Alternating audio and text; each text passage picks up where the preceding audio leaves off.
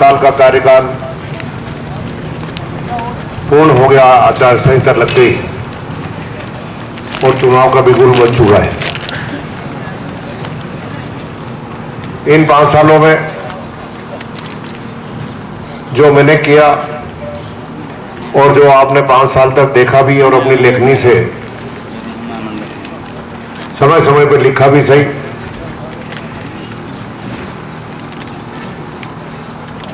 मैं हर मीटिंग में कहता हूं कि बोलने वाले के बुमरे बिक जाते हैं और नहीं बोलने वाले की जुआर पड़ी रह जाती है। इसलिए मेरी जुआर को बेचने के लिए आपको बुलाया है। जब तक कोई काम करो और उसका प्रचार प्रसार नहीं हो, जब तक जनता को मालूम नहीं हो, जब तक कोई सेंस नहीं निकलता, और राजनीति में तो यह नितांत आवश्यक है कि जो करो उसको कम से कम पूरा बताओ तो सही। और आज आपको सबको बुलाया है। चुनाव में अभी 25 दिन शेष है। निसंदेह आपकी लेखनी द्वारा लिखे गए शब्द जनता तक पहुंचेंगे। जनता भी मनन करेगी कि वाकई में जो लिखा वो सही है या नहीं है। पुस्तक का विमोचन भी किया है, पुस्तक भी पढ़ेंगे और तथ्यों के आधार पर पूरी किताब बनाई है और जो कुछ किया वो आपके सामने है। मैंने इसमें भविष्य की योजना तो कुछ लिखी नहीं, जो किया वो लिखा है। आगे तो जनता अवसर देगी। तो जिस तरीके से इन 5 सालों में काम किया है उसी अनुसार आगे भी जारी रहेगा। ये 5 साल का मैं इसको, इस चुनाव को मेरे 5 साल का मूल्यांकन का एक अवसर मानता हूं। अगर जनता ने मुझे अच्छा समर्थन दिया तो निसंदेह मुझे भी फक्र होगा कि मैंने काम किया, इस कारण से मेरा समर्थन दिया। तो यही क्रम आगे 5 साल तक भी बराबर जारी रहेगा। इन संदर्भ में बुक्स तो आपने पढ़ी नहीं है, ये तो मैंने आज विमोचन की है, लेकिन जो कुछ किया, अच्छी बुरी बातें मेरी आप तक सदैव आपके पास रही है। तो उन सब के आधार पर जो भी आपके मन में क्वेश्चन बनते हो वो पूछें। भविष्य की योजना भी आपके मन में कोई हो तो वो क्वेश्चन भी करें। और मैंने कोई ऐसे वादे किए हों जो काम नहीं की हो सके और आपके जहन में हो तो वो बात भी इंगित करे, तो निसंदेह मैं भी उसका जवाब दे पाऊंगा और आगे भी ध्यान रहेगा कि कहाँ कहाँ चूक हुई है। तो बस यही बात कहने के लिए और मेरी बात जनता तक पहुंचाने के लिए आपको आमंत्रित किया है। उम्मीद करता हूं कि सही तरीके से जनता तक ये सब किए गए कामों को आप पहुंचाएंगे। पुनः आपका हार्दिक स्वागत, अभिनंदन। अब आप जो चाहे क्वेश्चन पूछ सकते हैं।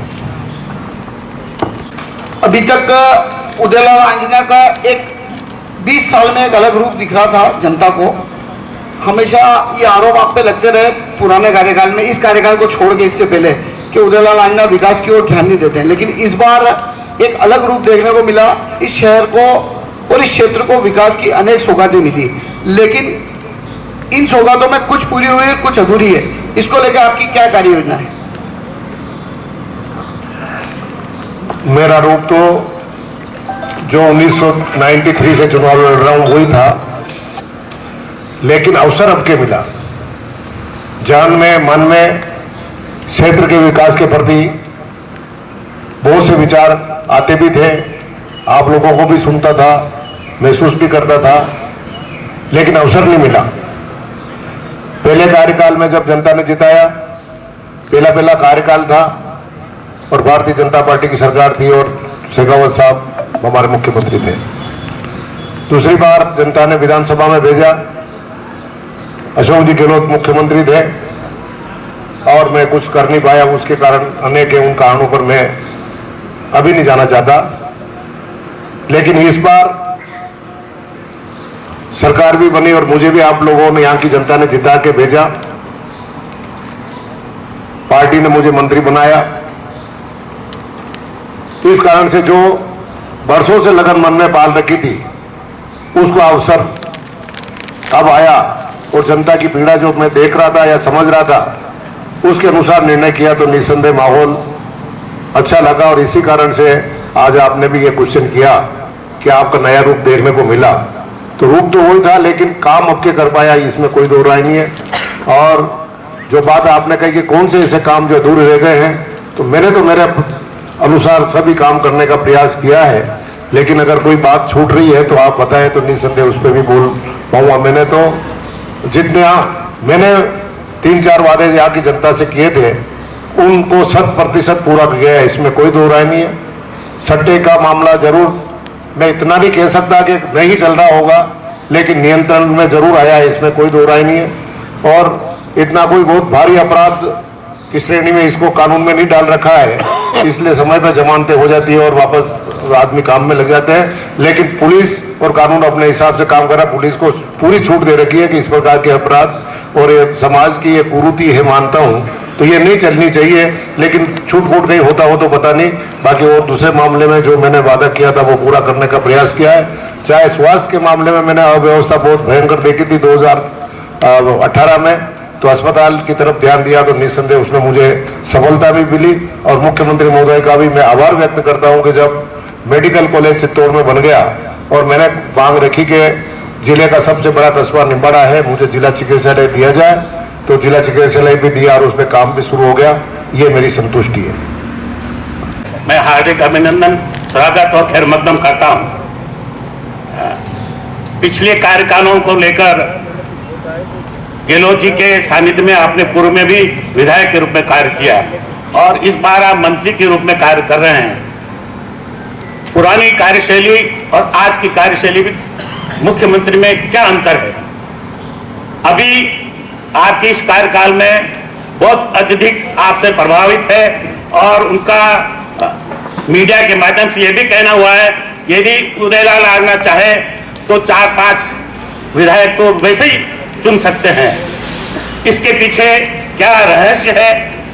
और आपके इतने निकटतम संबंध रहे हैं, तो निम्बाहेड़ा जो कि पूर्व में एक जिला के रूप में था, उसको जिला के रूप में पुनः आप जिला के रूप में दिलाने का कष्ट करेंगे। आपने अभी पिछले कुछ महीने में जिस समय जिले की घोषणाएं हुई थी उस समय भी आपने इसी पत्रकार वार्ता के माध्यम से ये आश्वासन दिया था कि निम्बाहेड़ा को मैं चित्तौड़ जिला बना के रहूंगा। तो आपसे यही निवेदन है कि जो आपको ने जो विकास कार्य किए हैं उसकी बदौलत आपकी एक पहचान मंत्री के रूप में हुई है और जो विधायक कार्य करना चाहिए और जो जनता के प्रति उसकी जितनी कर्तव्य निष्ठा है उसका भी आपने निर्वहन किया है, ये लग रहा है। और सर्वाधिक यदि एज ए डॉक्टर एंड पत्रकार के रूप में मैं यही कहना चाहता हूं कि चिकित्सा ऐसे क्षेत्र है जो गरीब और अमीर की खाई को मिटाता है और आपने उस संकल्प को मिटाने का सार्थक प्रयास किया है कि आज निम्बाहेड़ा चिकित्सालय जिला चिकित्सालय बन चुका है और सभी विशेषज्ञों की सेवाएं भी वहां पर जारी है। इसलिए सबसे जो पुनीत का कार्य है, मानवता के लिए जो कार्य किया गया है वो आपके द्वारा प्रतिपादित किया गया है। मैं आपको इसी बात के लिए धन्यवाद ज्ञापित करना चाहता हूं और मेरे कई साथी हैं, काफी लोग पूछना चाहेंगे, इसलिए मैं अपनी वाणी को विराम देता हूं। जय हिंद, जय भारत। डॉक्टर साहब ने जो बात कही जिला बनाने की, माननीय मुख्यमंत्री महोदय ने जितने जिले खोले बनाए उसकी उम्मीद यहाँ की राजस्थान की प्रदेश की जनता भी नहीं कर रही थी और हम नेता लोग भी नहीं कर रहे थे।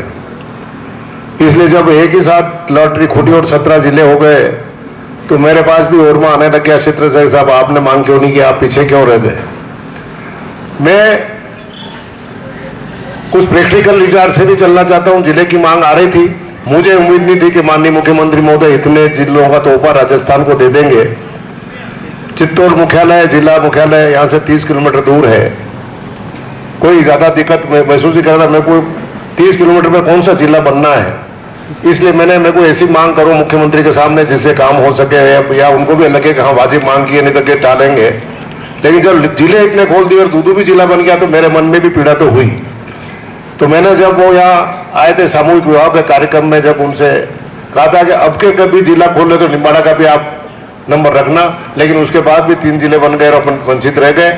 मुझे उस समय दूसरी बार में भी ये उम्मीद थी कि माननीय मुख्यमंत्री महोदय ने 17 खोल दिए हैं, जिले बना दिए हैं, तो अब जिले नहीं बनाएंगे, इसलिए मैंने अपनी पुरजोर मांग नहीं रखी। लेकिन अब के जनता अवसर देगी तो पहले दिन से हट जाऊंगा कि अगर आप जिला बनाओ तो निम्बाड़ा पहले होना चाहिए। मुख्यमंत्री महोदय का मेरे पे बहुत आशीर्वाद है, इसमें कोई दो राय नहीं है। इसलिए आप जो कह रहे हैं जो ठीक है। और जहां तक वो मुख्यमंत्री महोदय ने कहा उदयलाल चाहे तो 5 जिले सीटें जिता सकता है, वो इसलिए कहा कि मैं सांसद के रूप में भी यहाँ काम कर चुका हूँ और जसवंत सिंह जी सर की हस्ती के सामने आप लोगों ने और क्षेत्र की जनता ने मुझे जिता के भेजा है, तो इसलिए वो उम्मीद करते हैं कि अगर पूरे जिले में पकड़ है, जब जाता आता है, अगर मेहनत करेगा तो शायद 500 सीटें निकाल दे, इसलिए उन्होंने कहा होगा। और मुख्यमंत्री ने किस हिसाब से कहा ये तो कभी अभी मैं चुनाव के दौरान उनको यहाँ बुलाऊंगा, उस दिन डॉक्टर साहब को बुला दूंगा जो आपकी पत्रकार वार्ता करे, उस दिन पूछ लेना कि आपने किस संदर्भ में ये कहा था, तो सही जवाब तो वही दे पाएंगे। धन्यवाद। एक सवाल है, वो ये है कि आपकी वादी लेता है कि आप आराम से रिपीट कर जाएंगे, उन्हें आप इस सीट पे विजयी होंगे। तो और दूसरी बात ये कि आप भी कई बार कह चुके हैं, मुख्यमंत्री जी भी कई बार कह चुके हैं कि हम वापस रिपीट कर रहे हैं, जबकि राजस्थान का एक नेचर है कि एक बार बीजेपी एक बार कांग्रेस। तो इस बार इतिहास बदलेगा या इतिहास अपने आप को दोहराएगा, एक बात। तो इसमें आप किस तरह से आश्वस्त हैं, आप किस तरह से ये दावा कर सकते हैं और आपके पास में क्या ठोस कारण है जो आप हमें बताएं कि इस वजह से हम रिपीट करेंगे, उदयलाल जी इस बार यहां से भी जीतेंगे और आपकी सरकार भी बनेगी। इस बार माननीय मुख्यमंत्री महोदय ने भी ठान रखी है कि मुझे पार्टी ने तीसरी बार मुख्यमंत्री बनाया राजस्थान में, 2 बार मुख्यमंत्री बनाया, लेकिन मैं सरकार रिपीट करके नहीं दे सका। तो आगे जब मुझे तीसरी बार पार्टी ने इतना भरोसा जताया है तो मेरा दायित्व है कि पार्टी की चौथी बार सरकार बना करके दम लूं। तो उन्होंने भी काम करने में कमी नहीं रखी और जो काम मुख्यमंत्री ने योजनाएं दी उनको हमने धरातल पे लागू करने में हमने भी कोई कमी नहीं रखी। तो सबने टीम वर्क के रूप में काम किया। तो जनता के सुख दुख के हम पक्के भागीदार बने। जनता के आवाज से कह सकते हैं कि चौथी बार तो वापस सरकार हमारी रिपीट होगी। और जहां तक बात है कि जो योजनाएं और विशेष करके बजट में जो घोषणाएं की, दोनों बजटों में, बजट समाप्त होते ही बजट सत्र, उसके बाद अप्रैल महीने में ही उनकी क्रियान्विति शुरू हो गई। ऐसा कभी राजस्थान की स्वतंत्रता के बाद आज इतनी सरकारें बनी, लेकिन ऐसा काम कभी नहीं हुआ कि बजट सत्र समाप्त होते ही उस बजट में की गई घोषणाओं की क्रियान्विति शुरू हो जाए। तो ये इस कारण से जनता को भरोसा है कि जो ये कहते हैं वो समय पे कर देते हैं। इसलिए आज एंटी इनकम्बेंसी का भी माहौल राजस्थान में नहीं है कि जहां भी मैं भी जाके खड़ा होता हूं तो 150 आदमी फटाफट इकट्ठे आ जाते हैं। तो निसंदेह ऐसा माहौल पूरे राजस्थान में, इस आधार पे हम कह सकते हैं कि हम वापस सरकार रिपीट करेंगे और हमारी सरकार बनेगी। अपने कम्युनिटी सेंटर के अंदर एक लगा था, कैंप लगा था, जिसमें वैक्सीन लग रही थी लोगों को। लगभग 1-1.5 बजे की बात है, तब वैक्सीन सब खत्म हो चुकी थी और खत्म हो चुकी थी और कई लोग वैक्सीन से वंचित रह जाने वाले थे। लेकिन तभी उसमें खबर आई, मंसूर साहब ने बताया कि साहब वैक्सीन आ रही है और उदयलाल जी खुद इसको वॉच कर रहे हैं और वो उदयपुर से वैक्सीन भेज रहे हैं और आपने वो वैक्सीन यहाँ उपलब्ध करवा के और कई लोगों को वो वैक्सीन उपलब्ध कराई और कई लोगों को वैक्सीन लगी। तो मुझे लगा कि वास्तव में एक सच्चे जनप्रतिनिधि का रोल आपने अदा किया। एक जैसे क्षेत्र के एक जो अपने परिवार जैसे अपन मानते हैं, तो परिवार का पिता जिस तरह से अपने परिवार के लोगों को का ध्यान रखता है, उस तरह से आपने ध्यान रखा। इसके लिए मैं बहुत खुश हुआ और मुझे लगा कि आपने वास्तव में एक ऐसा काम किया जो जनप्रतिनिधि को सही मायने में करना चाहिए। इसके लिए आपको बहुत बहुत साधुवाद। अभी डॉक्टर साहब ने भी बहुत सारी बातें कही, वो भी बिल्कुल 100% सही कही। और फिर एक बार मेरी शुभकामनाएं कि आप रिपीट करें। Thank you. ईडी ने तो घेरने की कोशिश नहीं की, इनकम टैक्स वाले जरूर आए थे। और एक प्रक्रिया है, अब जैसा चल रहा देश में माहौल, अब उस पर ज्यादा बात नहीं करें। मैंने अभी त्रिपाठी जी को यही कहा, तो मैं यही तक की बात करना ही ज्यादा ठीक समझता हूँ। बाकी पूरा देश आपको देना चाहिए, आपके फंड पे पड़ा तो इसका जवाब भी आपको देना पड़ेगा, क्योंकि आपके संस्थान पे और आपके नाम से हुआ तो आपको इसका जवाब देना पड़ेगा। नहीं, वो मेरे संस्थान पे छापा नहीं पड़ा है, सर्वे टाइप ही था, इसलिए मैं ज्यादा नहीं बोल रहा हूँ। मेरे को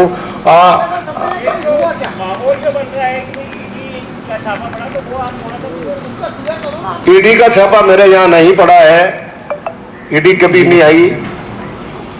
पूरे देश में जो माहौल है उसके आधार पे जोड़ दिया गया, लेकिन इनकम टैक्स वाले आए थे और मेरे एक भागीदार है रोड के मामले में। बॉम्बे के नासिक का रोड हमने बनाया है, चिपलून का महाराष्ट्र में रोड हमने बनाया जॉइंट वेंचर में, उन पे काम चला था। उनके यहाँ रेड हुई, तो जब जॉइंट वेंचर में हम 50-50 के पार्टनर हैं और उनके यहाँ रेड हुई, तो उनके यहाँ जो एंट्री मिली हमारी, लेन देन तो जब जेवी है तो होना ही है, तो उसमें जो एंट्री मिली वो सत्यापित करने के लिए या उनकी टीम उदयपुर ऑफिस में आई थी और मेरे सीए को और मेरे ऑफिस को बिल्कुल जैसे रेड कर दी वो वैसा वातावरण बना किया।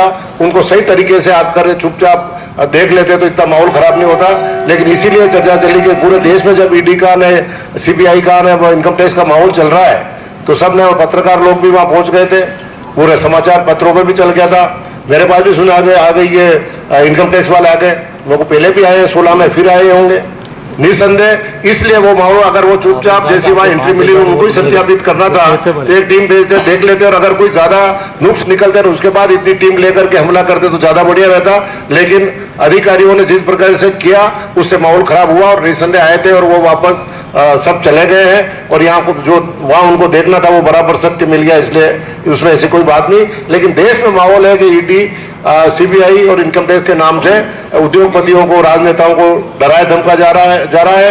तो जब मेरा नाम आया तो जनता ने अनुमान ही लगा दिया और पत्रकारों ने अनुमान लगा दिया कि शायद इसीलिए आए होंगे, पर आया इस हिसाब से नियत से नहीं। जो बात है सत्य तो यही कहना पड़ेगा। 5000 वोट कैसे चर्चा चली, मैं तो क्षेत्र में था, तो आज भी अगर ये ईडी वाले या ये तो उदयपुर ही आए और शायद निम्बाड़ा ऑफिस में आ जाते हैं तो शायद 10,000 बढ़ जाते।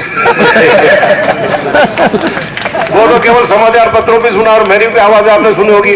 मेरे को पे तो वहाँ ग्रामीण क्षेत्र में परसों दिन दौरा था और वहाँ टेलीफोन आया कि साहब आपने यहाँ तो ईडी वाले पहुंच गए। सुबह आपके सीए कौन, उनको तो सुबह 3 बजे उठा दिया, जब से उनकी चेकिंग कर रहे हैं मेरे को तो 1:30 बजे मालूम पड़ी। जबकि आते तो सबसे पहले कंपनी का मालिक मैं हूँ, चाहे मैं उसमें डायरेक्टर या पदाधिकारी नहीं हूँ, लेकिन मेरे को तो पूछना था, तो मेरे को तो पूछा नहीं। लेकिन वहां चले तो एक संशय तो हुआ ही, कोई न कोई गड़बड़ है। फिर टीवी वालों का फोन और ऊपर से आ गया कि इस प्रकार से आपके यहाँ रेड हुई, क्या हुआ। मैं अगर इस प्रकार से ये कर रहे हैं तो मेरे तो और वोट बढ़ा दिए, इसमें कोई, मैं तो निश्चिंत होकर चुनाव लड़ रहा हूँ, उनको जो करना है जो करे, ये कहा था मैंने। शायद इसीलिए आया हूँ। हाँ साहब, मंत्री महोदय, इशू ही नहीं था ऐसा, तो मैं उस पर क्यों बेबुनियाद किसी पे आरोप लगाऊं। लेकिन देश का माहौल यह है कि लेकिन मेरी एक छोटी सी मांग है स्थानीय पत्रकारों के लिए कि विकास काम आपने किए, वो किताबों में लिखा है, उसे पढ़ेंगे, जनता तक पहुंचाएंगे। और मुझे आशा है आपकी बॉडी लैंग्वेज बॉडी इस बार डिबेट तो मैं तो खाली छोटे से पत्रकारों के लिए डिमांड लाया हूँ। मुझे काफी पत्रकारों का जो आज भी निम्बाड़ा में किराए के मकान में रह रहे हैं, बड़े पत्रकारों की मैं मेरी खुद की बात भी नहीं करता, मैं भी सक्षम हूँ, लेकिन छोटे पत्रकारों को अगर रियायती दर पर आप प्लाट दिलाते तो बड़ी मेहरबानी होगी। और अभी गुंजाइश है निम्बाड़ा में कई जगह है, मैंने देखा कि वो आप अगर प्रयास करें तो छोटे पत्रकारों को प्लाट रियायती दर पर दिलाने से बड़ी कृपा होगी।